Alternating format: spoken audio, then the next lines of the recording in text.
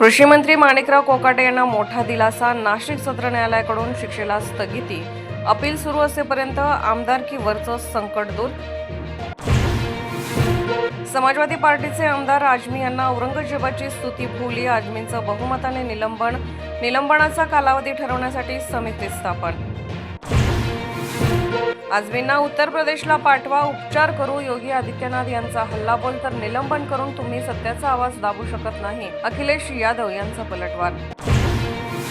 शिवसेना नेते आदित्य ठाकरे यांची मुख्यमंत्री फडणवीसांसोबत चर्चा. गिरणी कामगारांच्या प्रलंबित प्रश्नांसाठी मुख्यमंत्र्यांना भेटल्याची माहिती. मोबाईल हॅक करून इंद्रजित सावंत यांना धमकी. शिवाजी महाराजांबद्दल आक्षेपार्ह बोलणाऱ्या प्रशांत कोरटकरचा दावा. नागपूर पोलिसांच्या सायबर सेलमध्ये लेखी तक्रार.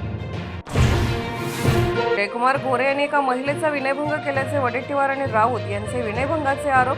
गोरेंनी आरोप फेटाळले. आरोप करणाऱ्यांच्या विरोधातच आज हक्कभंग आणण्याचा इशारा. बीडमध्ये 5 वर्षात तब्बल 276 खुनाचे गुन्हे. मुख्यमंत्री देवेंद्र फडणवीस यांच्या सभागृहामधून लेखी उत्तर. 260 शस्त्र परवान्यांपैकी 199 परवाने रद्द करण्यात आल्याची माहिती. जात पडताळणी, डोमेसाईल नॉन क्रिमिनल सह सर्व शासकीय प्रतिज्ञापत्रांसाठी आवश्यक 500 रुपयांच्या स्टॅम्पमधून अर्जदारांची सुटका. महसूल मंत्री चंद्रशेखर बावनकुळे यांचा निर्णय. तात्काळ अंमलबजावणीचे आदेश.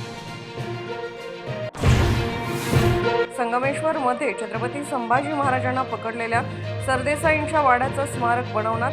मुख्यमंत्री देवेंद्र फडणवीस यांची विधान परिषदेमध्ये घोषणा. कोकणमध्ये एका युवकाचा दगडाने ठेचून खून. छेडछाडीच्या कारणातून खून झाल्याची शक्यता. अभिनेत्री राण्या राव हिला बंगळुरू विमानतळावरती अटक. दुबईहून तब्बल 14 किलो सोनं गैरमार्गाने आणल्याचा आरोप. राण्या कर्नाटक पोलीस महासंचालकांची सावत्र मुलगी.